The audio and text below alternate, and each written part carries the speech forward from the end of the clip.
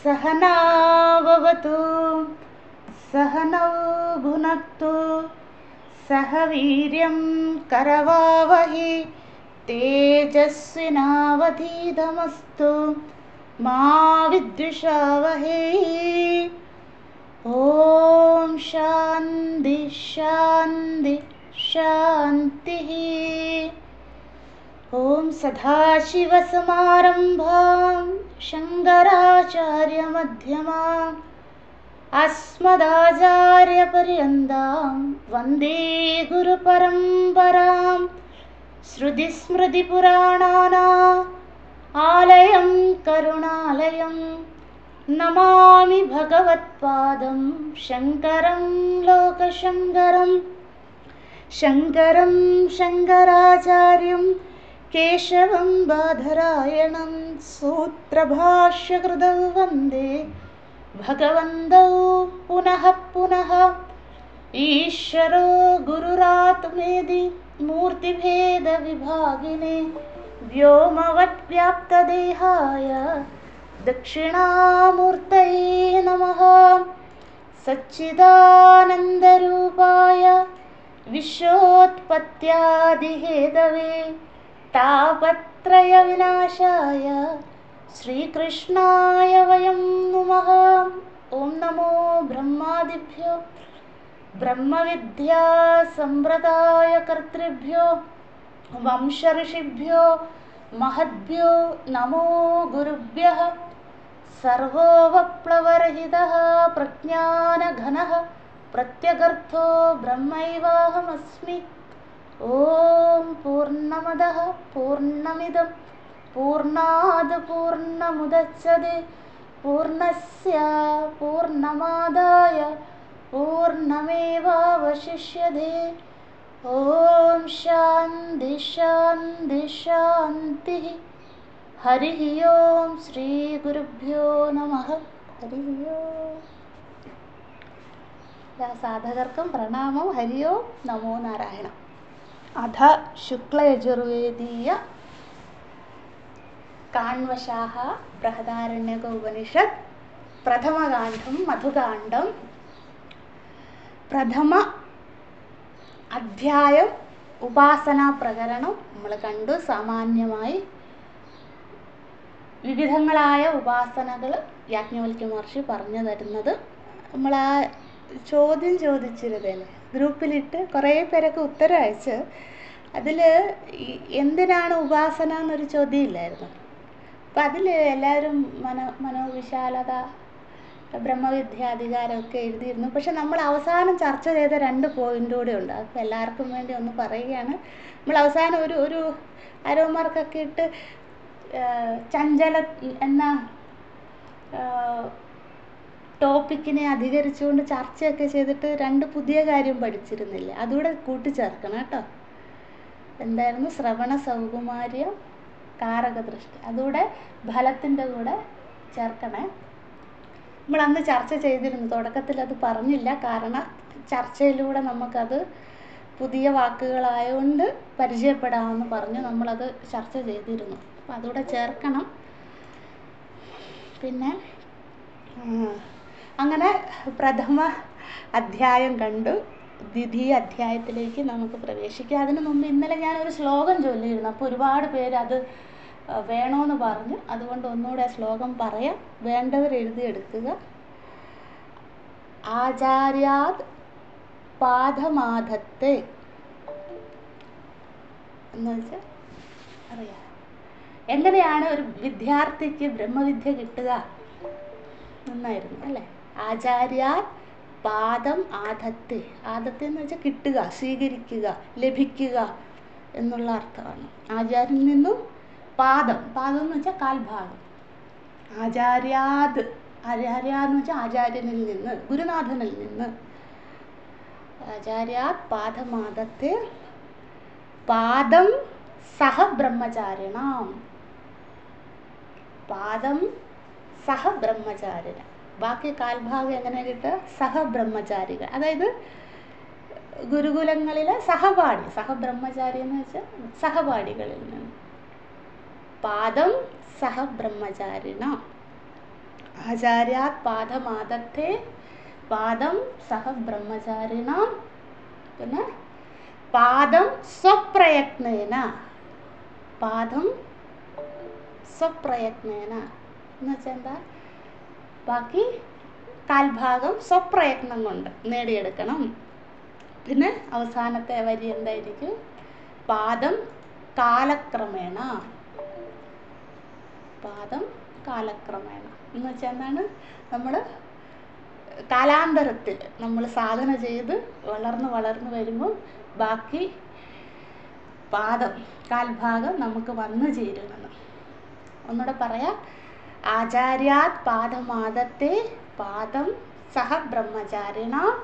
പാദം സ്വപ്രയത്നേന. പാദം കാലക്രമാത് അല്ല കാലക്രമേണ. 2 പാഠഭേദമുണ്ട്, 2 ശരിയാണ്. ഇത് എവിടെയെന്നുള്ളത്, ഇതിൻ്റെ ഒറിജിൻ എവിടെയാണെന്ന് ആർക്കും അറിയില്ല. ഇത് ഒരുപാട് സ്ഥലത്ത് ഇതിൻ്റെ കൊട്ടേഷൻ കാണാം. നിങ്ങൾ മനുസ്മൃതി എടുത്താൽ കാണാം, പത്മപാദാചാര്യ സ്വാമികളുടെ പഞ്ചപാദിക എടുത്താൽ കാണാം, സുരേശ്വരാചാര്യ സ്വാമികളുടെ നൈഷ്കർമ്മ സിദ്ധി എടുത്താൽ കാണാം. അങ്ങനെയുള്ള ബൃഹത്ത് ഗ്രന്ഥങ്ങളിലൊക്കെ ഇതിൻ്റെ കൊട്ടേഷൻസ് നമ്മൾ കാണുന്നുണ്ട്. അതുകൊണ്ട് ഇത് ആരെഴുതിയെന്നൊന്നും ആർക്കും അറിയില്ല. പക്ഷേ ഇത് വളരെ പ്രസിദ്ധമാണ്. ഗുരുകുലങ്ങളിൽ ഇത് ചർച്ച ചെയ്യാറുമുണ്ട്, ആചരിക്കാൻ പറയാറുമുണ്ട് അല്ലേ. നമ്മളാൽ കഴിയും വിധം നമുക്ക് ആചരിക്കാം. ഇന്നലെ കുറേ പേര് മെസ്സേജ് അയച്ച് അത് ശ്ലോകം വേണമെന്ന്. അപ്പം ഞാൻ വിചാരിച്ചു ഒരുമിച്ച് പറയാമെന്ന്. ആചാര്യാത് പാദമാദത്തെ പാദം സഹ ബ്രഹ്മചാരിണ. പാദം കാലക്രമേണ. പാദം സ്വപ്രയത്നേന. പാദം കാലക്രമേണ. അങ്ങനെ. ഓക്കെ, നമുക്ക് മടങ്ങി വരാം.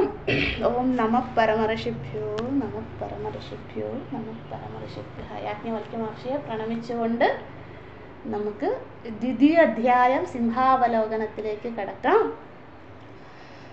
അധ ദ്വിതീയോധ്യായഃ ബ്രഹ്മവിദ്യാപ്രകരണം. നമ്മൾ പ്രഥമ അധ്യായത്തിൻ്റെ സാമാന്യമായ ഉപാസനകൾ കണ്ടിട്ട്, ഉപാസന എന്തിനാണ് യാജ്ഞവൽക്യ മഹർഷി വളരെ കർശനമായി പറഞ്ഞിരിക്കുന്നതെന്നും കണ്ടതിന് ശേഷം അതിൻ്റെ ഫലശ്രുതി കണ്ടു. അതിനുശേഷം ദ്വിതീയ അധ്യായം ബ്രഹ്മവിദ്യാപ്രകരണത്തിലേക്ക് കടന്നിരുന്നു. അതിൽ നമ്മൾ 6 ബ്രാഹ്മണങ്ങളുണ്ടെന്ന് പറഞ്ഞു. എല്ലാവരും എഴുതിയത് ശരിയാണോ എന്ന് നോക്കുക അല്ലേ. ഈ സിംഹാവലോകനം എന്ന് പറഞ്ഞാൽ ഞാൻ എഴുതിയതൊക്കെ എൻ്റെ അടുത്തുണ്ടോ, എൻ്റെ മനസ്സിലുണ്ടോ, എൻ്റെ പുസ്തകത്തിലുണ്ടോ എന്നുള്ള ഒരു തിരിഞ്ഞുനോട്ടാണ്. അതുകൊണ്ട് ശ്രദ്ധിക്കണേ. പ്രഥമ ബ്രാഹ്മണം അജാതശത്രു ബ്രാഹ്മണം, ദ്വിതീയ ബ്രാഹ്മണം ശിശുബ്രാഹ്മണം, തൃതീയ ബ്രാഹ്മണം മൂർത്താമൂർത്ത ബ്രാഹ്മണം,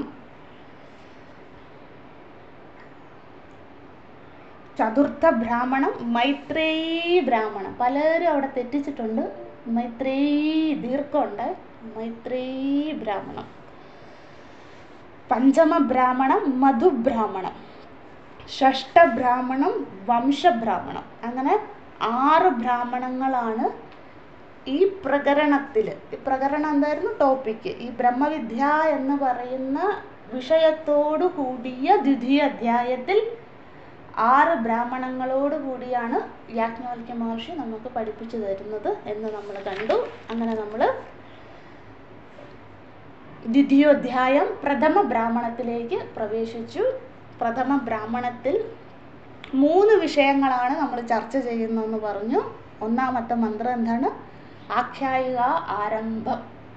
ഇവിടെ ഒരു ആഖ്യായികയിലൂടെ യാജ്ഞവൽക്യ മഹർഷി നമുക്ക് ബ്രഹ്മവിദ്യ ഉപദേശിക്കുകയാണ്. അങ്ങനെ ആഖ്യായിക ആരംഭിച്ചു. മന്ത്രം 2 മുതൽ 13 വരെ എന്താണ് ചർച്ച ചെയ്യാൻ പോകുന്നതെന്ന് നമ്മൾ എഴുതിയിരുന്നു. എന്തായിരുന്നു? സഗുണ ബ്രഹ്മ ഉപാസന. വിവിധങ്ങളായ സഗുണ രൂപങ്ങളെ, ചന്ദ്രനായിക്കോട്ടെ, സൂര്യനായിക്കോട്ടെ, അഗ്നി ആയിക്കോട്ടെ, ഭൂമി ആയിക്കോട്ടെ, ഇത്യാദി ഇത്യാദി സഗുണ രൂപങ്ങളെ ഉപാസനകളിലൂടെ പറയുന്ന പ്രകരണമായിരുന്നു മന്ത്രം 2 മുതൽ 13 വരെ. അതിനുശേഷം മന്ത്രം 14 മുതൽ 20 വരെ, 14 to 20 എന്തായിരുന്നു? നിർഗുണ ബ്രഹ്മ ജ്ഞാന ഉപദേശം. ഗുരു ശിഷ്യന് ഉപദേശിക്കുകയാണ് നിർഗുണ ബ്രഹ്മത്തിനെ. അത് എന്താണെന്ന് നമുക്ക് അവിടെ എത്തുമ്പം വീണ്ടും ചർച്ച ചെയ്യാം. നമുക്ക് മന്ത്രം ചൊല്ലാം, ഓരോ മന്ത്രങ്ങളായി ചൊല്ലാം, ഒരുമിച്ച് ചൊല്ലണം. എല്ലാവരും എൻ്റെ കൂടെ പാരായണം ചെയ്യണം. ഞാൻ കേൾക്കുന്നില്ലെങ്കിൽ മഹാഗുരുവായ യാജ്ഞവൽക്യ മഹർഷി കേൾക്കുന്നുണ്ട്. ആ ഒരു ഭാവന എപ്പോഴും ഉണ്ടായിരിക്കണം, അല്ലേ? എങ്കിലേ നമുക്ക് കണക്റ്റ് ആവുകയുള്ളൂ. എന്താ വെച്ചാൽ ആ ഗുരുവിനോടുള്ള ആ ഒരു ട്യൂണിങ് വരണമല്ലോ. എപ്പോഴേ നമുക്കിത് ആസ്വദിക്കാൻ സാധിക്കൂ, മറക്കാണ്ടിരിക്കാൻ സാധിക്കൂ, ഗുരുപരമ്പരയുടെ അനുഗ്രഹം അനുഭവിക്കാനും സാധിക്കും. അതുകൊണ്ട് എല്ലാവരും കൂടെ ചൊല്ലുക. നമുക്ക് ഓരോ മന്ത്രങ്ങളായി ചൊല്ലി അതിൻ്റെ സാരം നമ്മൾ പഠിച്ചത് ചർച്ച ചെയ്ത് ഒരു ഓർമ്മപ്പെടുത്തിക്കൊണ്ട് മുന്നോട്ട് പോകാം. അധ ദ്വിതീയോധ്യായഃ പ്രഥമ ബ്രാഹ്മണഃ അജാതശത്രു ബ്രാഹ്മണം പ്രഥമ മന്ത്രം. ഓം ദൃപ്തബാലാഗിഃ ഹ അനൂചാനഃ ഗാർഗ്യ ആസ സഹോവാച അജാതശത്രും കാശ്യാ ബ്രഹ്മതേ ബ്രവാണി ഇതി. സഹോവാച അജാതശത്രുഃ സഹസ്രം ഏതസ്യാം വാചി ദത്മഃ ജനകോ ജനക ഇതി വൈ ജനാ ധാവന്തി ഇതി. പ്രഥമ മന്ത്രം ആരംഭിച്ചത് ആഖ്യായികയാണെന്ന് നമ്മൾ കണ്ടിരുന്നു. അപ്പോൾ ആ ചിത്രം വീണ്ടും വീണ്ടും വരണം. അജാതശത്രു എന്ന കാശി രാജ്യത്തെ രാജാവ്, ആ രാജാവിൻ്റെ അടുത്തേക്ക് ഗുരുകുല വിദ്യാഭ്യാസം എല്ലാം പൂർത്തീകരിച്ച ഒരു യുവാവ്, ഗാർഗ്യൻ എന്ന പേര്, അദ്ദേഹത്തിന് മറ്റൊരു പേരുമുണ്ട്, ബാലാഗി എന്നൊരു പേരും. ആ ബാലാഗി എങ്ങനെയുള്ളതായിരുന്നു? ദൃപ്ത ബാലാഗി. ദൃപ്തൻ എന്ന് വെച്ചാൽ നമ്മളവിടെ കണ്ടിരുന്നു അനൂചാനമാനഃ, അല്ലേ? അതായത് ഗർവിഷ്ഠനായ, പഠിച്ചതിൻ്റെ ഗർവം, മറ്റുള്ള ഗർവമല്ല. അദ്ദേഹത്തിന് ധനഗർവമോ മാനഗർവമോ അല്ലെങ്കിൽ വസ്തുഗർവം അതൊന്നുമല്ല. എന്താണ്?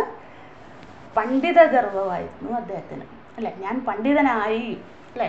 ആ അഹങ്കാരമായിരുന്നു. പല പല അഹങ്കാരങ്ങളുണ്ട് ലോകത്തിൽ, അല്ലേ? സൗന്ദര്യമുണ്ട് എനിക്ക്, അല്ലെങ്കിൽ എനിക്ക് സമ്പത്തുണ്ട്, പലത്. ഞാൻ അതിലേക്കൊന്നും പോകുന്നില്ല. നമുക്കറിയാം, നമ്മൾ കാണുന്നതാണ് ലോകത്ത്. അപ്പം ഇവിടെ ദൃപ്തൻ എന്ന വാക്കിന് ബാലാഗിക്ക് അല്ലെങ്കിൽ ഗാർഗ്യൻ എന്തായിരുന്നു അനുകൂലമായത്? പണ്ഡിത ഗർവം. ഞാൻ പഠിച്ചു, കേമനായി, എനിക്ക് പഠിച്ചതൊക്കെ ഓർമ്മയുണ്ട്, ആ ഗർവമായിരുന്നു. ആ ഗർവത്തോടു കൂടി എന്ത് ചെയ്തു? വന്നു. അദ്ദേഹത്തിന് ഗർഗൻ എന്ന പേരുണ്ടെന്ന് കണ്ടു. എന്തായിരുന്നു? ഗാർഗ്യൻ എന്ന പേരുണ്ടെന്ന് കണ്ടു. എന്തായിരുന്നു? ഗർഗഗോത്ര ജാനാതി ഇതി ഗാർഗ്യഃ. പിന്നെ ബാലാഗി എന്ന വീട്ടിലെ പേരും അതൊക്കെ നമ്മൾ കണ്ടു. അങ്ങനെ എന്ത് ചെയ്തു? അജാതശത്രുവിൻ്റെ അടുത്ത് വന്നു. അജാതശത്രു ആരെന്ന് നമ്മൾ കണ്ടു. അതൊരിക്കലും മറക്കരുത്, ഈ അജാതശത്രു ആരായിരുന്നു. അല്ല, ആ പേരിൻ്റെ ആ വ്യാഖ്യാനം ഇടയ്ക്കിടയ്ക്ക് ഓർമ്മിക്കണം. എന്തായിരുന്നു? ന അന്തഃ ച ബാഹ്യഃ ജാതഃ ശത്രും ഇതി അജാതശത്രു. അകത്തും പുറത്തും എന്ന് വെച്ചാൽ എന്താണ്? അകത്തും എന്ന് വെച്ചാൽ മനബുദ്ധി ചിത്ത അഹങ്കാരത്തിൽ, അല്ലേ? ഒരു ശത്രുക്കളോ പുറത്തും ഒരു ശത്രുക്കളോ ഇല്ലാത്തവൻ.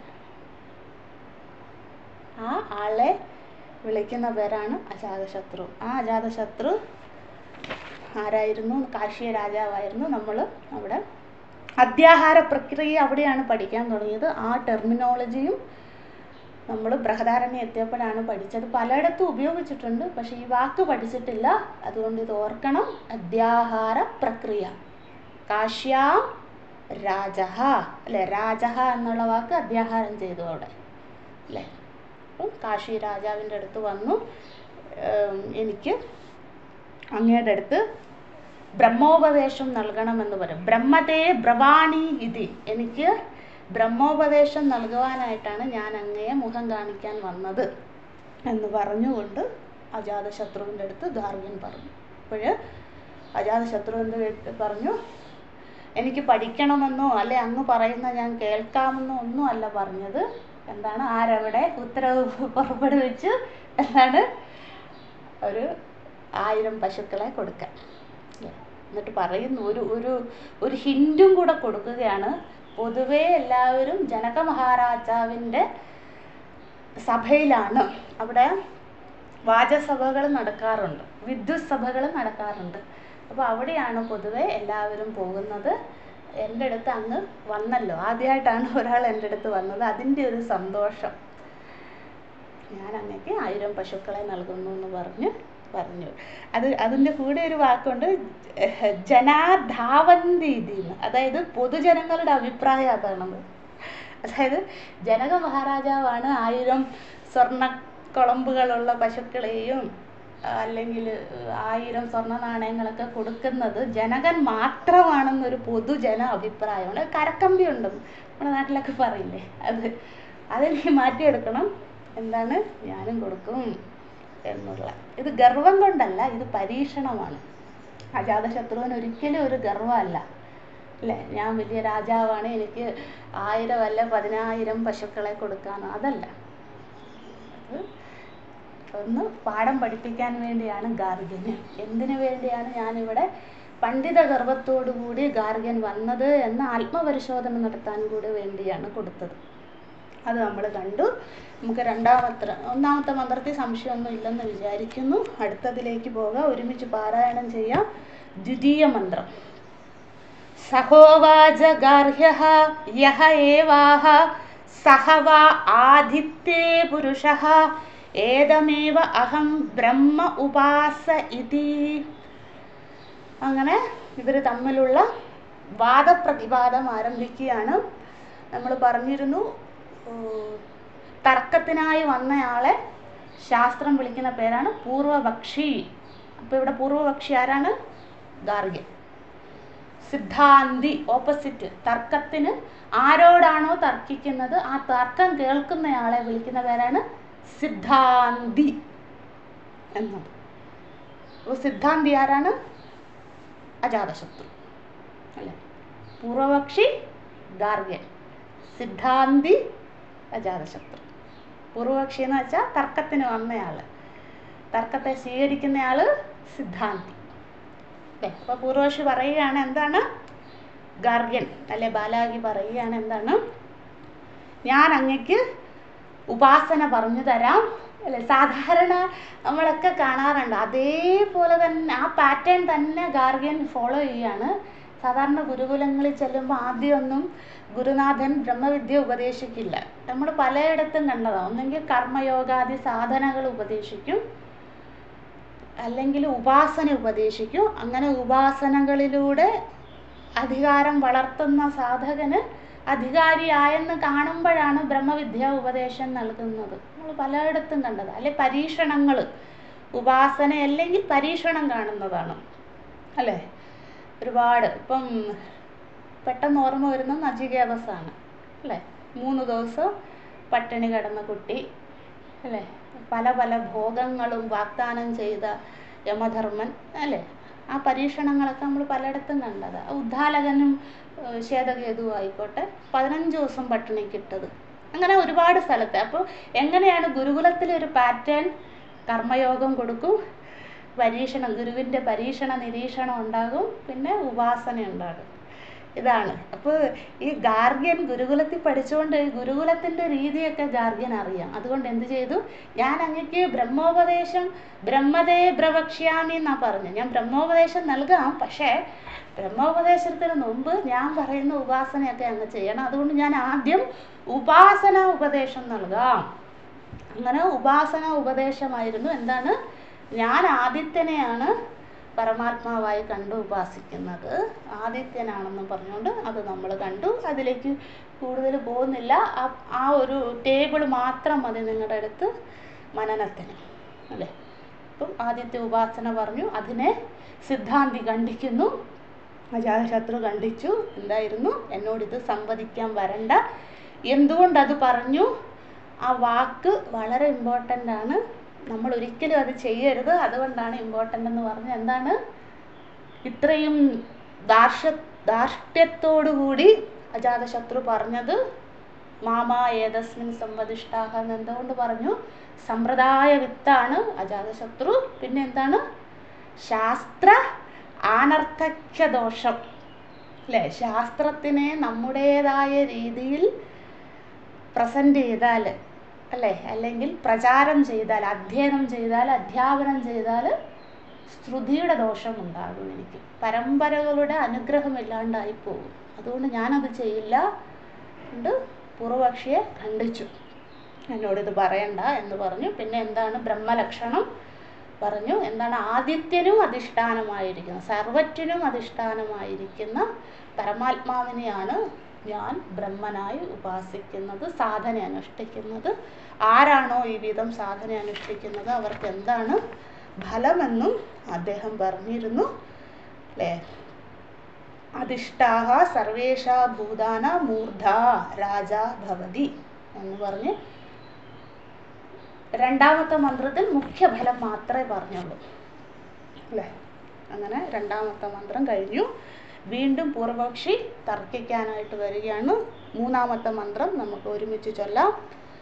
സഹോവാച ഗാർഹ്യഃ യഹ ഏവ ആസൗ ചന്ദ്രേ പുരുഷഃ ഏതമേവ അഹം ബ്രഹ്മ ഉപാസ ഇതി.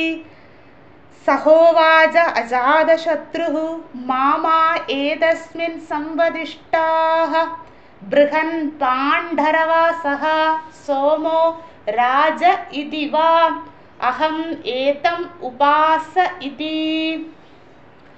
സഹ യഃ ഏതം ഏവ ഉപാസ്തേ അഹഃ അഹഃ സുതഃ പ്രസൂതോ ഭവതി ന അസ്യ അന്നം ക്ഷീയതേ. മൂന്നാമത്തെ മന്ത്രത്തിൽ ആ ഒരു ടേബിള് നോക്കിയാൽ മതി. എന്തായിരുന്നു ഗാർഗ്യൻ പറഞ്ഞത്? ചന്ദ്ര ഉപാസന. അതിനെ ഖണ്ഡിച്ചു. ചന്ദ്രൻ്റെ ലക്ഷണങ്ങൾ അജാതശത്രു ഗാർഗ്യന് പറഞ്ഞു കൊടുത്തു. ബൃഹൻ, പാണ്ഡരവാസൻ, സോമ, രാജൻ 4 ലക്ഷണങ്ങൾ പറഞ്ഞു കൊടുത്തു, അല്ലേ? അതിനുശേഷം ആരാണോ അതിൻ്റെ അർത്ഥത്തിലേക്കൊന്നും പോകുന്നില്ല, നമ്മൾ ചർച്ച ചെയ്തതാണ്. ആരാണ് ബൃഹൻ, പാണ്ഡരവാസൻ ഇത്യാദി വാക്കുകളൊക്കെ. ആരാണോ ഈ വിധം ഉപാസിക്കുന്നത് അവർക്ക് എന്താണ് മുഖ്യഫലമെന്ന് കണ്ടിരുന്നു. എന്തായിരുന്നു? അഹഹ അഹഹ സുതഃ പ്രസൂതോ ഭവതി. അതായിരുന്നു മുഖ്യഫലം. എന്തായിരുന്നു അവാന്തര ഫലം? നാസ്യ അന്നം ക്ഷീയതേ എന്നുള്ള അവാന്തര ഫലം, അല്ലേ? അറിയാം എല്ലാവർക്കും എന്താണ് മുഖ്യഫലമെന്നും അവാന്തര ഫലമെന്നും അറിയാം, അല്ലേ? ആ സാധനയിൽ നിന്നും ലഭിക്കുന്ന സാധന കൊണ്ട് കിട്ടുന്ന ഫലം. പിന്നെ എന്താണ്? സാധന കൊണ്ട് ദേവതാ അനുഗ്രഹം, ഗുരു അനുഗ്രഹത്തിനാൽ, പ്രകൃതിയുടെ അനുഗ്രഹം കൊണ്ട് നമുക്ക് വന്നു ചേരുന്ന, ഞാൻ ഫലേച്ഛ കൂടാതെ അപ്രതീക്ഷിതമായി ആഗ്രഹിക്കാണ്ട് എനിക്ക് അനുഗ്രഹത്തിനാൽ വന്നു ചേരുന്ന ഫലത്തിനെയാണ് അവാന്തര ഫലം എന്ന് പറയുന്നതെന്ന് നമ്മൾ കണ്ടു. അതും കണ്ടു. അവർക്ക് ഒരിക്കലും അന്നം ക്ഷയിക്കില്ല. അതിലേക്ക് പോകുന്നില്ല. വാക്കുകളുടെ അർത്ഥമൊക്കെ എല്ലാവർക്കും അറിയാം. അടുത്തത് 4ാമത്തെ മന്ത്രത്തിലേക്ക് പോകാം. സഹോവാച ഗാർഹ്യഃ യഹ ഏവ അസൗ വിദ്യുതി പുരുഷഃ ഏതമേവ അഹം ബ്രഹ്മ ഉപാസ ഇതി. സഹോവാച അജാതശത്രുഃ മാമാ ഏതസ്മിൻ സംവദിഷ്ടാഃ തേജസ്വി ഇതി വാ അഹമേതം ഉപാസ ഇതി. സഹ യഃ ഏതമേവം ഉപാസ്തേ തേജസ്വി ഹ ഭവതി തേജസ്വിനി ഹ അസ്യ പ്രജാ ഭവതി. അടുത്ത 3ാമത്തെ തർക്കവുമായി പൂർവപക്ഷി വന്നു, ഗാർഗ്യൻ വന്നു. ഞാൻ അല്ല വിദ്യുതിയാണ് ഉപാസിക്കുന്നത് എന്ന് പറഞ്ഞു. അപ്പോൾ സംവാദത്തിന് വരണ്ട കാരണം എന്താണ്? തേജസ്വി ഇതിവ എന്ന ബ്രഹ്മലക്ഷണം പറഞ്ഞു. കാരണം ഇടിമിന്നലിനു മാത്രമല്ല, വിദ്യുതി എന്ന് വെച്ചാൽ നമ്മളവിടെ കണ്ടിരുന്നു ഇടിമിന്നൽ അല്ലേ, അതിനു മാത്രമല്ല സർവറ്റിനെയും പ്രകാശിപ്പിക്കുന്നത്. ആ പ്രകാശം കാണുമ്പോൾ മാത്രമല്ല നീ ബ്രഹ്മനെ ഉപാസിക്കേണ്ടത്, എല്ലാ പ്രകാശം കാണുമ്പോഴും അല്ലേ, എല്ലാറ്റിനും പ്രകാശം നൽകുന്ന പരമാത്മാവ് ഞാനിവിടെ തേജസ്വി എന്ന് വിളിക്കുന്നു ഗാർഗ്യ എന്ന് അജാതശത്രു പറഞ്ഞു. അങ്ങനെ ആ ചൈതന്യ സ്വരൂപനെയാണ് ഞാൻ ഉപാസിക്കുന്നത്.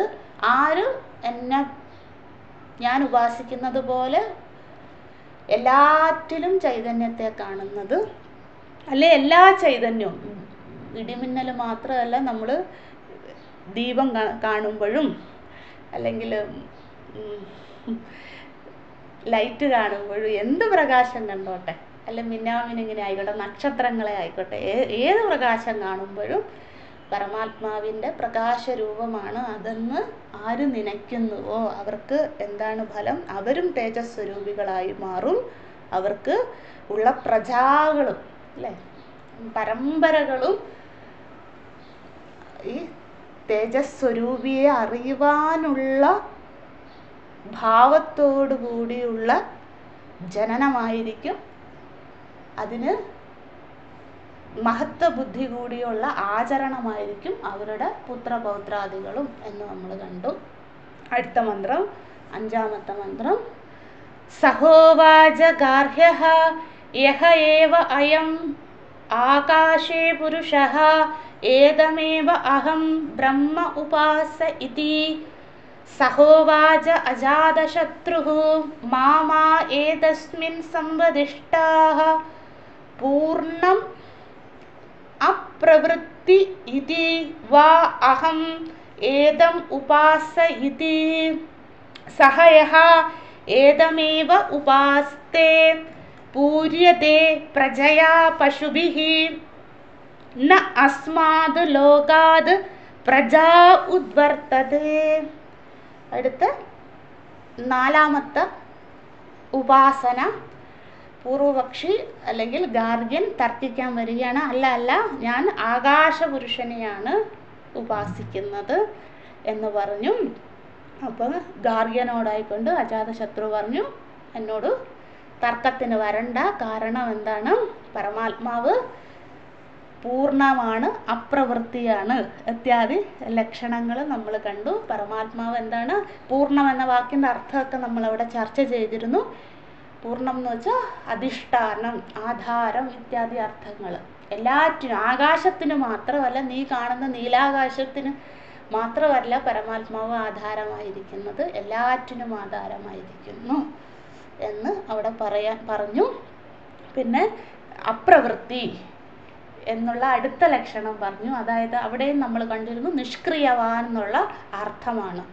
അതായത് ഞാനാണ് ആകാശത്തെ സൃഷ്ടിച്ചത്, ഞാനാണ് പഞ്ചമഹാഭൂതങ്ങളെ സൃഷ്ടിച്ചത്, ഞാനാണ് എന്താ പറയുക അഗ്നിയായിരിക്കുന്നത്, വിദ്യുതിയായിരിക്കുന്നത്, ഒന്നിനോടും ഒരു ഒട്ടലില്ലാത്ത, അതാണ് നിഷ്ക്രിയവാൻ എന്നുള്ള അർത്ഥം അവിടെ ചർച്ച ചെയ്തിരുന്നത്. ആര് ഈ ലക്ഷണങ്ങളോടുകൂടി, അതായത് ആകാശത്തിൽ മാത്രം ഒതുങ്ങുന്നയാളല്ല പരമാത്മാവ് എന്ന് ആരുപാസിക്കുന്നു അവർക്ക് എന്താണ് ഫലം എന്ന് നമ്മൾ കണ്ടിരുന്നു. മുഖ്യഫലം കണ്ടിരുന്നു.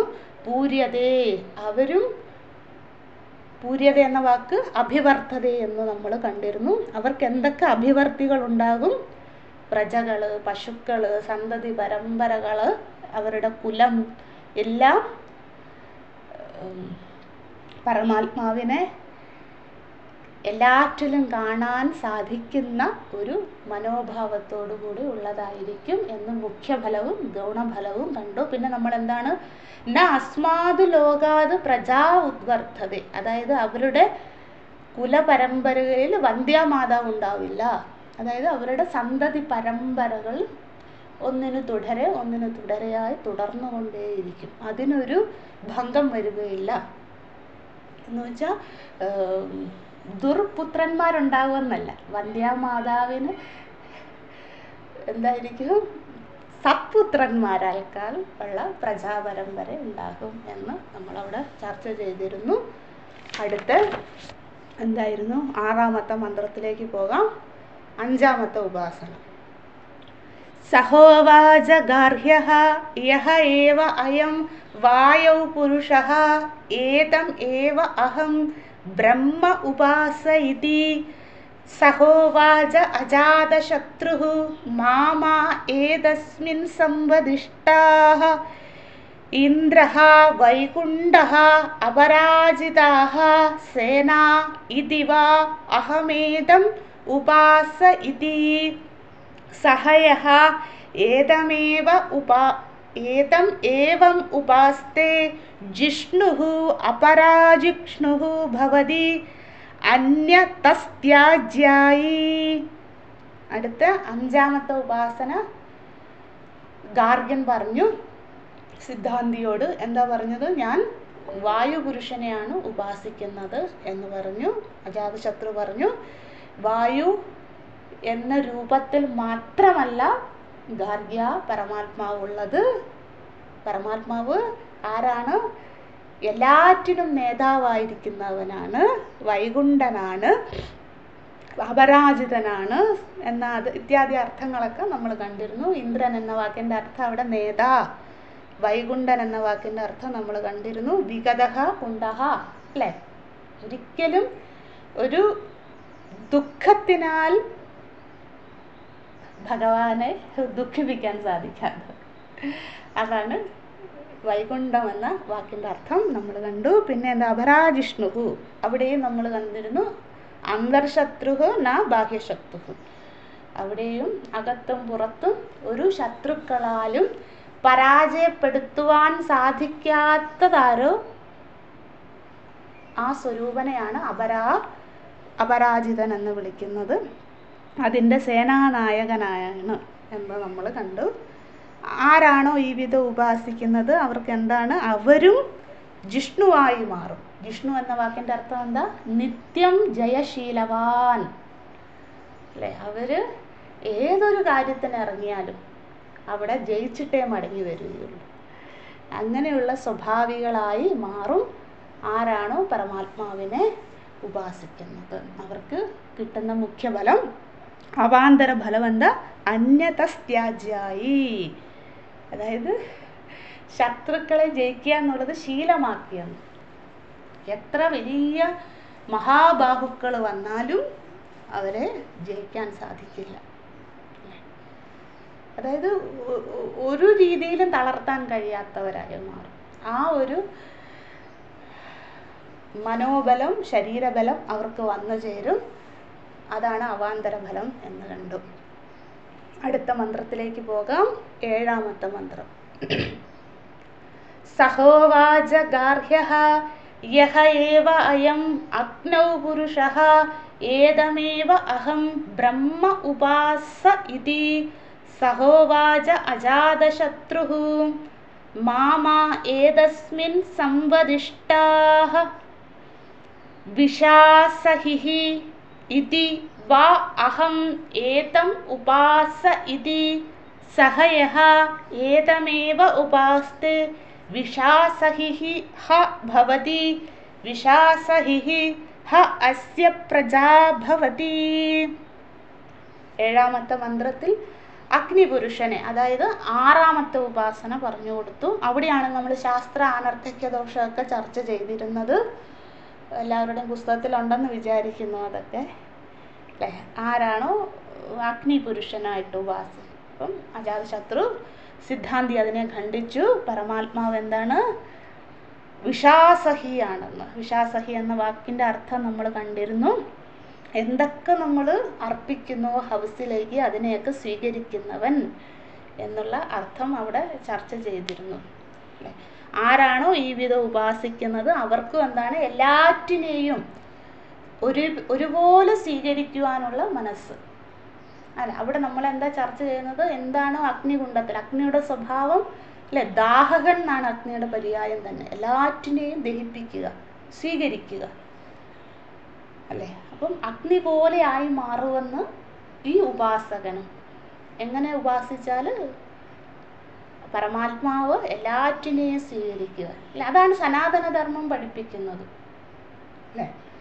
ഏത് തുറയിൽപ്പെട്ട ആളുകളായിക്കോട്ടെയും അവരെയൊക്കെ സ്വീകരിക്കുക എന്നുള്ളത് അല്ലേ. പണ്ഡിത സമദർശിന, ആ സമദർശിത്വം അതാണ് ഇവിടെ അജാതശത്രു ഗാർഗ്യനോട് പറയുന്നത്. വിഷാസഹി എന്നുള്ള വാക്ക്, അത് പുണ്യം വന്നാലും അതിനെ സ്വീകരിക്കുക. ഞാൻ ചെയ്ത ഏതോ ജന്മത്തെ സുഹൃതം ഭഗവാൻ എനിക്ക് പുണ്യരൂപത്തിൽ നൽകുന്നു. പാപമാണ്, ദുഃഖമാണ് അനുഭവിക്കുന്നെങ്കിൽ ഞാൻ ചെയ്ത ഏതോ ജന്മത്തെ പാപഫലം ഞാൻ ദുഃഖരൂപേണ വ്യാധി രൂപേണ അനുഭവിക്കുന്നു. No complaint. ആ ഒരു ഭാവം, ആ ഭാവത്തിലെത്തും ഉപാസകൻ എന്ന് അജാതശത്രു ഗാർഗ്യനോട് പറഞ്ഞു. അവാന്തര ഫലം എന്താണ്? അവരുടെ പരമ്പരകളും എന്താണ്? ഹ അസ്യ പ്രജാഭവതി, അതായത് ഈ അസഹിഷ്ണുത ഉണ്ടാവില്ല അവരുടെ പ്രജകൾക്കും. അങ്ങനെയുള്ള പുത്രപൗത്രന്മാരെ കിട്ടുക എന്ന് പറയുന്നത് 108 മഹാഭാഗ്യമാണത്. അത്രയും ഉപസർഗം ചേർക്കണം, അത്രയും ഭാഗ്യമാണ് അങ്ങനെയുള്ള പരമ്പരകളെ കിട്ടുക എന്ന് പറയും. അപ്പോൾ ആ ഉപാസനയിലൂടെ അത് വന്നു ചേരും എന്ന അവാന്തര ഫലവും നമ്മളവിടെ കണ്ടു. സഹനശീലം അല്ലെങ്കിൽ സഹിഷ്ണുത ഇത്യാദി സ്വഭാവ സവിശേഷതകളുള്ള പുത്രപൗത്രൻ. നമ്മളത് പഠിപ്പിച്ചു കൊടുക്കണ്ട, അത് ബൈ ബർത്ത് അങ്ങനെ ആയിരിക്കും അല്ലേ. അങ്ങനെയെന്ന് പറഞ്ഞു വന്നു 7ാമത്തെ മന്ത്രത്തിൽ. അടുത്തതിലേക്ക് പോകാം. 8ാമത്തെ മന്ത്രം, 7ാമത്തെ ഉപാസന. സഹോവാച ഗാർഹ്യഃ യഹ ഏവ അയം അപ്സു പുരുഷഃ ഏതമേവ അഹം ബ്രഹ്മ ഉപാസ ഇതി സഹോവാച അജാതശത്രുഃ മാ ഏതസ്മിൻ സംവദിഷ്ടാഃ പ്രതിരൂപ ഇതി വാ അഹമേതം ഉപാസ ഇതി സഹ യഃ ഏതമേവ ഉപാസ്തേ പ്രതിരൂപം ഹ ഏവ ഏനം ഉപഗച്ഛതി ന അപ്രതിരൂപം അധഃ പ്രതിരൂപഃ അസ്മാത് ജായതേ. അടുത്ത ഗാർഗ്യന് നിലനിൽപ്പില്ലാണ്ട് എന്ത് പറയുന്നു? അല്ല, ഞാൻ ജലത്തെ കാണുമ്പോഴാണ് പരമാത്മാവായി ഉപാസിക്കുന്നത് എന്ന് പറഞ്ഞ് നമ്മളവിടെ പഞ്ചമഹാഭൂതങ്ങൾ തുടങ്ങിയെന്ന് പറഞ്ഞിരുന്നു അല്ലേ. തൊട്ടു മുമ്പൊക്കെ കണ്ടു. ആകാശം, വായു, അഗ്നി, ജലം അല്ലേ. 4ാമത്തെ മഹാഭൂതം അവിടെ കണ്ടു. അപ്പം അജാതശത്രു പറഞ്ഞു എന്താണ് സംവാദത്തിന് വരണ്ട, കാരണം ഞാൻ പ്രതിരൂപമായിട്ടാണ് പരമാത്മാവിനെ ഉപാസിക്കുന്നത് എന്ന് കണ്ടു. കാരണം എന്താണ്? എല്ലാറ്റിലും ഈ ജലത്തിൽ എന്തൊക്കെ രൂപങ്ങൾ പ്രതിഫലിക്കുന്നു. ജലം കാണുമ്പോൾ മാത്രമല്ല ഗാർഗ്യ ബ്രഹ്മ ഉപാസന നടത്തേണ്ടത്, ജലത്തിൽ എന്തൊക്കെ പ്രതിഫലിക്കും. ഇപ്പം നമ്മൾ നദിയുടെ തീരത്ത് പോയി നമ്മൾ നിന്നാൽ നമ്മുടെ രൂപം പ്രതിഫലിക്കും. നായ നിന്നാൽ നായയുടെ രൂപം. വൃക്ഷമാണ് നദിയുടെ തീരത്ത് നിൽക്കുന്നെങ്കിൽ ആ വൃക്ഷത്തിൻ്റെ ശാഖകൾ, വൃക്ഷത്തിൻ്റെ രൂപം നദിയിൽ പ്രതിഫലിക്കും. അപ്പോൾ എന്തൊക്കെ നദിയിൽ പ്രതിഫലിക്കുന്നു അതൊക്കെ പരമാത്മ സൃഷ്ടിയാണ് അല്ലേ. രൂപം രൂപം പ്രതിരൂപോ ബഭൂവ, കഠോപനിഷത്തൊക്കെ നമ്മളവിടെ ചർച്ച ചെയ്തിരുന്നു. ആരാണോ ഈ വിധത്തിൽ പരമാത്മാവിനെ ഉപാസിക്കുന്നത്, അതായത് ജലമെന്ന മഹാഭൂതത്തിൽ മാത്രം ഒതുങ്ങുന്നയാളല്ല പരമാത്മാവ്. പരമാത്മാവ് എന്താണ്? എല്ലാറ്റിലും വ്യാപിച്ചിരിക്കുന്നതാണ് എന്ന് ഉപാസിക്കുന്നുവോ, നിഷ്ഠയോടുകൂടി ആര് ഉപാസിക്കുന്നുവോ അവർക്ക് എന്താണ്? പ്രതിരൂപം ഹ ഏനം ഉപഗച്ഛതി അല്ല, അവർക്ക് എന്താണ് ലഭതി, എന്താണ് ലഭിക്കുന്നത്? അവർക്കും പരമാത്മാവിനെ എല്ലാ രൂപത്തിലും കാണുവാനുള്ള ദിവ്യചക്ഷു ലഭിക്കുമെന്ന് നമ്മളവിടെ ചർച്ച ചെയ്തിരുന്നു അല്ലെ. വെള്ളം കാണുമ്പോൾ മാത്രമല്ല എല്ലാ രൂപങ്ങളും, നമ്മളൊക്കെ രൂപമാണ്. നമ്മൾ പഠിച്ചിട്ടുണ്ട് വേദാന്ത സാരത്തിൽ നമ്മളുടെയൊക്കെ ശരീരം ജലനിർമ്മിതമാണല്ലേ. ഒന്ന് പരിശോധിച്ച് നോക്കി, മാംസമൊന്നും അല്ല കൂടുതൽ, ജലമാണ് അല്ലേ. ജലം അങ്ങോട്ട് പോയാൽ നമ്മളൊന്നുമില്ല. അപ്പം ജലനിർമ്മിതമാണ് ഈ പിണ്ഡം എന്ന് പറയും അപ്പോൾ ഏത് രൂപം, ഏത് പിണ്ഡം കാണുമ്പോഴും അതൊക്കെ എന്താണ്? ജലനിമിഡമായിരിക്കുന്നതാണ് അല്ലേ? ആ രൂപങ്ങളൊക്കെ പരമാത്മാ സ്വരൂപമാണെന്ന് ഉപാസിക്കുന്നവർക്ക് ഫലം കിട്ടുന്നത് മുഖ്യഫലം നമ്മൾ കണ്ടു. അവാന്തര ഫലം എന്താണ്? അവരുടെ പ്രതിരൂപം അസ്മാത് ജായതേ, അവർക്കും അവരുടെ പരമ്പരയും അങ്ങനെയുള്ളതാണെന്ന് കണ്ടു. അടുത്തതിലേക്ക് പോകാം. 9ാമത്തെ മന്ത്രം. സഹോവാച ഗാർഹ്യഃ യഹ ഏവ അയം ആദർശേ പുരുഷഃ ഏതമേവ അഹം ബ്രഹ്മ ഉപാസയിതി. സഹോവാച അജാതശത്രുഃ മാമാ ഏതസ്മിൻ സംവദിഷ്ടാഃ രോജിഷ്ണുഃ ഇതി വാ അഹമേതം ഉപാസയിതി. സഹ യഃ ഏതം ഏവം ഉപാസ്തേ രോജിഷ്ണുഃ ഹ ഭവതി. രോജിഷ്ണുഃ ഹ അസ്യ പ്രജാ ഭവതി. അതഃ യൈഃ സന്നിഗച്ഛതി സർവാൻ താൻ അതിരോചതേ. അടുത്ത 8ാമത്തെ ഉപാസന എന്താണ്? ആദർശ ഉപാസന. നിഴലിനെയാണ്, നിഴല് കാണുമ്പോഴാണ്. അപ്പം ഞാൻ ജലം, അഗ്നി, വായു എല്ലാം ഉപേക്ഷിച്ചു. എന്തിനെയാണ് അടുത്തത് പിടിച്ചിരിക്കുന്നത്? അജാതശത്രുവിനോട് ഗാർഗ്യൻ പറയുന്നു, ഞാൻ നിഴലിനെയാണ് ഉപാസിക്കുന്നത്. അപ്പോൾ അജാതശത്രു ഖണ്ഡിച്ചു, അതിനെ സിദ്ധാന്തി ഖണ്ഡിച്ചു. എന്താണ്? നിഴലിനും അസ്തിത്വം നൽകുന്നതിന് രോജിഷ്ണു എന്ന വാക്ക് അവിടെ ചർച്ച ചെയ്തിരുന്നു. ആ ഛായാപുരുഷനെ, സാക്ഷിയായിരിക്കുന്നതിനെ, ആ പരമാത്മാവിനെയാണ് ഞാൻ ഉപാസിക്കുന്നത്. ആര് ഉപാസിക്കുന്നു അവരും രോജിഷ്ണു. അവിടെ രോജിഷ്ണു എന്ന വാക്കിൻ്റെ അർത്ഥം ഭഗവാൻ ഭാഷ്യകാരൻ തൻ്റെ ഭാഷ്യത്തിൽ പറഞ്ഞിരിക്കുന്നത് സദ്ഗുണസമ്പന്നവാൻ എന്നാണ്. അവരും സദ്ഗുണങ്ങൾ അവർ പരിശീലിക്കേണ്ടെന്ന്.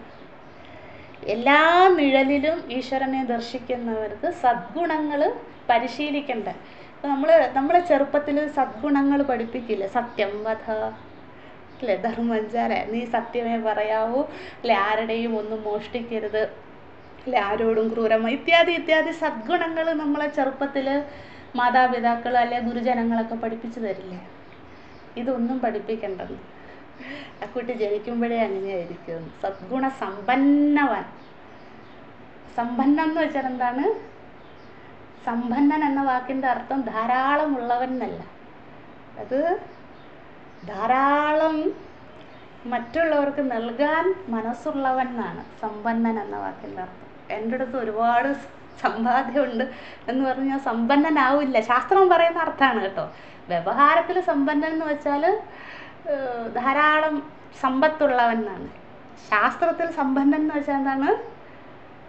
ധാരാളം സമ്പത്തും ഉണ്ട്, അതിനെ മറ്റുള്ളവർക്ക് കൊടുക്കുവാനുള്ള മനസ്സുള്ളവരെയാണ് സമ്പന്നൻ. അത് ശാസ്ത്രസമ്പന്നനായിക്കോട്ടെ, സദ്ഗുണസമ്പന്നനായിക്കോട്ടെ, വിത്തസമ്പന്നനായിക്കോട്ടെ, എന്ത് സമ്പന്നനും ആയിക്കോട്ടെ. ശാസ്ത്രത്തിൽ സമ്പന്നൻ എന്ന് വെച്ചാൽ എന്താ? അത് മറ്റുള്ളവർക്ക് കൂടെ പകർന്നു നൽകുവാനുള്ള മനസ്ഥിതി ഉള്ളവൻ അല്ലെ ഉള്ളവൾ എന്നാണ് അർത്ഥം. അപ്പോൾ ഇവിടെ ഈ സാധകൻ എങ്ങനെയുള്ള ആളായി മാറും? സദ്ഗുണസമ്പന്നൻ. അദ്ദേഹത്തിൻ്റെ അടുത്ത് വരുന്നവർക്കൊക്കെ ഇതിങ്ങനെ വാരി വിതറും സദ്ഗുണങ്ങൾ. നമ്മൾ അവിടെ പോയി ഇരുന്നാൽ തന്നെ നമുക്കത് സദ്ഗുണ സമ്പന്നനായ അല്ലെ ഒരു സാധകനെ, ഒരു മഹാത്മാവിനെ, സാധുവിനെ കണ്ടാൽ തന്നെ നമുക്കും എന്താണ് ഒരു പ്രചോദനമാകുമെന്ന്, അവരുടെ സാന്നിധ്യം പോലും. അല്ലാണ്ട് സമ്പന്നം എൻ്റെ അടുത്ത് ഒത്തിരി സമ്പാദ്യമുണ്ട് നിങ്ങൾക്ക് വേണോ എന്ന് ചോദിച്ച് ദാനം നൽകുക എന്നല്ല. നമ്മൾ അവരുടെ പ്രചോദനമാകുമെന്ന് അവർ ലോകത്തിന്. എന്തായിരുന്നു അവാന്തര ഫലം? അവരുടെ പ്രജകളും രോജിഷ്ണു ഹ അസ്യ പ്രജാഭവതി സർവാൻ താൻ അതിരോചതേ. അവരുമായി ആരൊക്കെ, അവരുടെ കുടുംബം അങ്ങനെയായിരിക്കും. ആ കുലത്തിൽ ജനിച്ചവർ മാത്രമല്ല, ആരൊക്കെ അവരുമായി സമ്പർക്കം പുലർത്തുന്നുവോ അവരുടെ സാന്നിധ്യം പോലും മറ്റുള്ളവർക്ക് പ്രചോദനമായി അവരും രോജിഷ്ണുക്കളായി മാറും എന്ന് പറഞ്ഞു. അടുത്ത 10ാമത്തെ മന്ത്രത്തിലേക്ക് പോകാം. സഹോവാച ഗാർഹ്യഃ യഹ ഏവ അയം യന്തം പശ്ചാദ് ശബ്ദഃ അനുദ്യേതേത ഏവം അഹ ബ്രഹ്മ ഉപാസ ഇതി. സഹോവാച അജാതശത്രുഃ മാമാ ഏതസ്മിൻ സംവദിഷ്ടാഃ ആസുരിതി വാ അഹം ഏതം ഉപാസ ഇതി.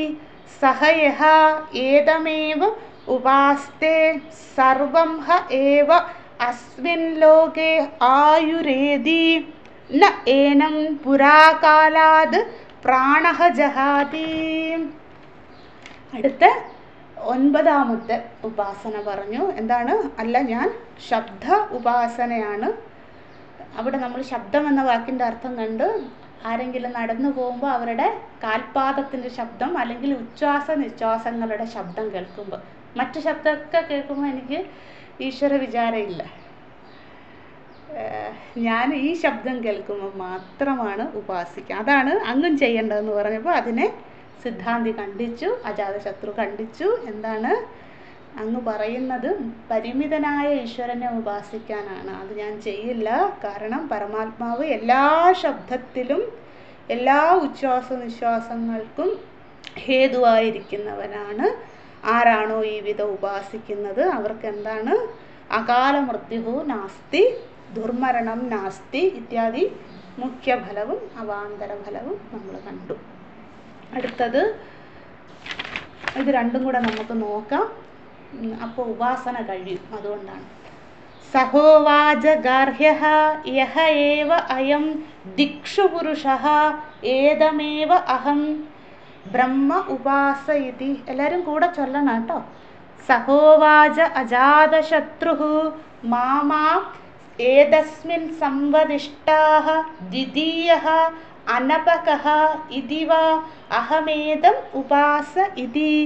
സഹ യഃ ഏതമേവ ഉപാസ്തേ ദ്വിതീയവാൻ ഹ ഭവതി. ന അസ്മാദ് ഗണഃ ഛിദ്യതേ. അടുത്ത് 10ാമത്തെ ഉപാസന പറഞ്ഞു കൊടുത്തു. ഇല്ല ഇല്ല ഇല്ല, ഞാൻ ശബ്ദത്തിനെയൊക്കെ വിട്ടു. ഞാൻ ദിക്കുകൾ കാണുമ്പോഴാണ്, ഞാൻ അല്ലേ പൂർവം ഉത്തരം ദക്ഷിണം ഇത്യാദി ദിക്കുകൾ കാണുമ്പോൾ, അല്ലെങ്കിൽ അവാന്തര ദിക്കുകൾ, അതിനിടയ്ക്കുള്ളത് 4 ദിക്കും 4 അവാന്തര ദിക്കുകളും നമ്മളവിടെ കണ്ടിരുന്നു. അങ്ങനെയാണ് ഞാൻ ആ ദിക്കുകൾ കാണുമ്പോൾ മാത്രമാണ് എനിക്ക് ഉപാസന വരുന്നത്, ഉപാസനയെക്കുറിച്ച് ഞാൻ ചിന്തിക്കുന്നത് ഇത്യാദി തർക്കത്തിന് വന്നു പൂർവപക്ഷി. അതിനെ അജാതശത്രു ഖണ്ഡിച്ചു. എന്താണ്? പരമാത്മാവ് ദിക്കിൽ മാത്രം ഒതുങ്ങുന്നവനല്ല, എല്ലായിടത്തും വ്യാപിച്ചിരിക്കുന്നവനാണ്, വിട്ടുപിരിയാത്തവനാണ് ഇത്യാദി ലക്ഷണങ്ങൾ നമ്മൾ കണ്ടു. അനപകൻ ഇത്യാദി അർത്ഥത്തിലൂടെ ആര് ഈ വിധം ഉപാസിക്കുന്നുവോ അവർക്ക് കിട്ടുന്ന ഫലവും മുഖ്യഫലവും അവാന്തര ഫലവും നമ്മൾ കണ്ടു. അവരെന്തായിരുന്നു? ദ്വിതീയവാൻ ഹ ഭവതി. അടുത്ത ദ്വിതീയൻ എന്നുള്ള വാക്ക് നമ്മൾ ഒരുപാട് സമയം ചർച്ച ചെയ്തതാണ്. എല്ലാവരുടെ കയ്യിലും അത് കാണുമെന്ന് വിചാരിക്കുന്നു. അവാന്തര ഫലം എന്താ കണ്ടത്? അവരുടെ ഗണങ്ങളും അവരോട് ആര് ഗണം ചേരുന്നു, ഗണം ചേരുക എന്ന് വെച്ചാൽ സംഘം ചേരുക. ആര് സംഘം ചേരുന്നുവോ അവർക്കൊക്കെ, അത് സ്ത്രീയില്ല, പുരുഷനില്ല, നപുംസകമില്ല, മൃഗഭക്ഷ്യാദികളില്ല, ആര് സംഘം ചേരുന്നുവോ അവർക്കൊക്കെ എന്താണ്? അവർക്ക് ദേവതകളുടെ അനുഗ്രഹമുണ്ടാകും. അവർക്കും ഈ സദ്ഗുണങ്ങൾ അവരെയും വന്ന് ചേരും. എല്ലാറ്റിലും ഈശ്വരനെ കാണാനുള്ള ഒരു മനോഭാവം വളർത്തിയെടുക്കാനുള്ള മനസ്ഥിതി ഉള്ള കൂട്ടുകാരുണ്ടാകും ഇത്യാദി അർത്ഥങ്ങൾ നമ്മളവിടെ കണ്ടു. അടുത്തതിലേക്ക് പോകാം. 12ാമത്തെ മന്ത്രം. സഹോവാച ഗാർഹ്യഃ യഹ ഏവ അയം ഛായാമയഃ പുരുഷഃ ഏതമേവ അഹം ബ്രഹ്മ ഉപാസ ഇതി. സഹോവാച അജാതശത്രുഃ മാമാ ഏതസ്മിൻ സംവദിഷ്ടാഃ മൃത്യുഃ ഇതി വാ അഹമേതം ഉപാസ ഇതി. സഹ യഃ ഏതമേവം ഉപാസ്തേ സർവം ഹ ഏവ അസ്മിൻ ലോകേ ആയുഃ ഇതി. ന ഏനം പുരാകാല മൃത്യുഃ ആഗച്ഛതി. ഇവിടെ നമ്മൾ 12ാമത്തെ മന്ത്രത്തിൽ 11ാമത്തെ ഉപാസന പറഞ്ഞു അല്ലേ? ഛായാമയ പുരുഷനെയാണ് ഞാൻ ഉപാസിക്കുന്നത്. ഛായാമയം എന്ന വാക്കിൻ്റെ അർത്ഥം നമ്മൾ കണ്ടിരുന്നു. അതിനുശേഷം ആര് ഈ വിധം ഉപാസിക്കുന്നുവോ അവർക്ക് എന്ത് ഫലമാണെന്ന് അജാതശത്രു ഗാർഗ്യനോട് ഖണ്ഡനം ചെയ്തു പറഞ്ഞു. അവർക്ക് എന്താണ്? അവർക്ക് സർവം ഹ അസ്മിൻ ലോകെ ആയുഹു ഇതി, തൊട്ട് മുമ്പ് ഉള്ള അതേ ഫലം ഇവിടെ ആവർത്തിച്ചു. അവർക്ക് ദുർമരണം ഉണ്ടാവില്ല. എത്രയാണോ ആയുസ് അത്രയും കാലം ശാസ്ത്രശ്രവണം ചെയ്യുവാൻ, ഉപാസനകൾ ചെയ്യുവാനുള്ള ഇന്ദ്രിയ ബലവും മനോബലവും മനസ്ഥിതിയും ഉണ്ടാകും എന്ന് നമ്മൾ കണ്ടിരുന്നു. നമുക്ക് ഒരുപാട് ആയുസ് കിട്ടിയിട്ട് കാര്യമില്ല. അവിടെ എന്ത് വേണം? ആ ആയുർകാലം മുഴുവൻ എനിക്ക് ശ്രവണ സൗകുമാര്യം ഉണ്ടാകണം. ഇഷ്ടത്തോടു കൂടി പുതിയൊരു കുട്ടി എങ്ങനെയാണോ കേൾക്കുന്നത് ആ ഒരു മനോഭാവത്തോടു കൂടി ഗർവമില്ലാണ്ട് പഠിക്കുവാൻ, അല്ലേ? പഠിച്ചതിനെ ജീവിതത്തിൽ പ്രാവർത്തികമാക്കുവാനുള്ള ഒരു ഭാവം, അതിനുള്ള പരിശ്രമം, അങ്ങനെയുള്ള ഫലങ്ങൾ കിട്ടും. അല്ലാണ്ട് അവർ എന്താ പറയുക, പുരാകാല മൃത്യുഹു ന ആഗച്ഛതി. അവർക്ക് എത്രയാണോ ആയുസ് അത്രയും കാലം ഈ വിധത്തിലുള്ള ഇന്ദ്രിയ മന ഉപസ്ഥിതികളോടുകൂടി സാധന അനുഷ്ഠിക്കുവാനുള്ള ആയുസ് കിട്ടും അവർക്ക് എന്ന് പറഞ്ഞു. അടുത്ത മന്ത്രം ഇതോടുകൂടി ഉപാസന കഴിയുകയാണ്. നമുക്ക് അതുകൂടെ പാരായണം ചെയ്ത് ഇന്നത്തേന് പിരിയാം. ബാക്കി നമുക്ക് നാളെ കാണാം. സഹോവാച ഗാർഹ്യഃ യഹ ഏവ അയം ആത്മനി പുരുഷഃ ഏതമേവ അഹം ബ്രഹ്മ ഉപാസയിതി. സഹോവാച അജാതശത്രുഃ മാമാ ഏതസ്മിൻ സംവദിഷ്ടാഃ ആത്മനീതി വാ അഹമേദം ഉപാസയിതി. സഹ യഃ ഏതം ഏവ ഉപാസ്ത ആത്മനി ഹ ഭവതി ആത്മനി ഹ അസ്യ പ്രജാ ഭവതി. സഹ ഹ തൂഷ്ണീം ആസ ഗാർഹ്യഃ. 12ാമത്തെ ഉപാസന പറഞ്ഞു. ഇല്ല, ഞാൻ ആത്മനി പുരുഷനെയാണ്. ആത്മാവെന്ന അവിടെ ചതുർമുഖ ബ്രഹ്മാവെന്ന് നമ്മൾ കണ്ടിരുന്നു. എല്ലാവരെയും ഞാൻ വിട്ടു. ദേവതകളെ ഉപേക്ഷിച്ചു, പഞ്ചമഹാഭൂതങ്ങളെ ഉപേക്ഷിച്ചു, വിദ്യുതിയെ ഉപേക്ഷിച്ചു, എല്ലാറ്റിനും ഉപേക്ഷിച്ചു. ഞാൻ ആരെയാണ്? ചതുർമുഖ ബ്രഹ്മാവിനെയാണ് ഞാൻ ഉപാസിക്കുന്നതെന്ന് പറഞ്ഞു. അപ്പോൾ സിദ്ധാന്തി അതിനെ ഖണ്ഡിച്ചു. എന്താണ് പറഞ്ഞത്? അല്ല, ബ്രഹ്മാവിനും ചതുർമുഖ ബ്രഹ്മാവിനും ആത്മാവായിരിക്കുന്ന പരമാത്മാവിനെയാണ് ഞാൻ ഉപാസിക്കുന്നത്. അല്ലയോ ഗാർഗ്യ, ആര് ഈ വിധം ഉപാസിക്കുന്നുവോ അവർക്ക് എന്താണ്? ആത്മനിഹ ഭവതി, അവരും ആത്മസ്വരൂപികളായി മാറുന്നു. എന്ന് വെച്ചാൽ എന്താണ് ആത്മസ്വരൂപികളായി മാറുക എന്ന് വെച്ചാൽ? എല്ലാറ്റിലും ഈശ്വരനെ, സർവഭൂതേഷു ആത്മാനം സർവഭൂതാനിച ആത്മനി എന്നുള്ള അർത്ഥം. എല്ലാറ്റിലും ഈശ്വരനെ കാണുവാനുള്ള ദിവ്യദൃഷ്ടി, അല്ലെ കാരകദൃഷ്ടി നമ്മളവിടെ പഠിച്ചിരുന്നു. കാരകദൃഷ്ടി പ്രാപ്തി ഉണ്ടാകും അവർക്ക്. എന്ത് കണ്ടാലും അത് ഭഗവാന്റെ സൃഷ്ടിയാണ്. എൻ്റെ കുടിയാടെ തൊട്ടപ്പുറം ഇരുന്ന് ഇവർ ചില്ലാത്തെന്ന് വെച്ചാൽ ഇങ്ങനെ ഈ ശബ്ദം ഉണ്ടാക്കുകയാണ് ആളുകൾ. ആ ശബ്ദം കേട്ടാൽ ഇന്നലെ ഇവിടെ ഷാദി നടക്കുകയാണ്. ഇവിടുത്തെ വിവാഹങ്ങൾ 3 ദിവസമാണ്. വളരെ ഗംഭീരമാണ്. കുതിര പുറത്ത് ചക്കം വരും, പെൺകുട്ടിയെ ഇതിൻ്റെ പുറത്ത് വലിയ രഥമൊക്കെ വെച്ച് വലിയ ആഘോഷമാണ്. രാത്രിയാണ് ഇവിടുത്തെ വിവാഹം. ഒരു 10 മണിക്ക് തുടങ്ങും, രാവിലെ ഒരു 3 മണിയാകും തീരാൻ. 3 ദിവസം രാത്രി മുഴുവൻ. നമുക്ക് ഉറക്കം കിട്ടില്ല, ഉറക്കേ കിട്ടില്ല. അപ്പോൾ ഇത് ശബ്ദമുഖരിതമായിരിക്കും. പാട്ടുകളെന്ന് പറഞ്ഞാൽ ആദ്യം ഭജന ഉണ്ടാകും ഒരു 12 മണിയൊക്കെ. 12 മണിക്ക് ആകുമ്പോൾ ഇങ്ങനെ ഭക്ഷണമാണ്. അത് കഴിഞ്ഞ പിന്നെ സിനിമാ പാട്ടുകളാണ്. പക്ഷെ ശബ്ദമയായിരിക്കും. പകല് ഒരു കുഴപ്പമില്ല, പകല് ശാന്തതയാണ്. അപ്പോൾ നമുക്ക് പക്ഷെ പകല് അധികം ഉറങ്ങാനും പറ്റില്ല, ക്ലാസ്സും ഉണ്ട്. എങ്ങനെ ഉറങ്ങാൻ സാധിക്കും അപ്പോഴാണ്. അപ്പോൾ ഇത് ഓർമ്മ വരണം. ആത്മലിഹാസ്യം, എന്ത് ശബ്ദം കേട്ടാലും എന്ത് എന്ത് കണ്ടാലും അതിനെ നമ്മൾ മാറ്റിയെടുക്കുക. അതായത് നമുക്ക് പരിസ്ഥിതി മാറ്റാൻ പറ്റില്ല, നമ്മുടെ മനസ്ഥിതി മാറ്റുക, അത്രയേ ഉള്ളൂ ഉദ്ദേശിക്കുന്നത്.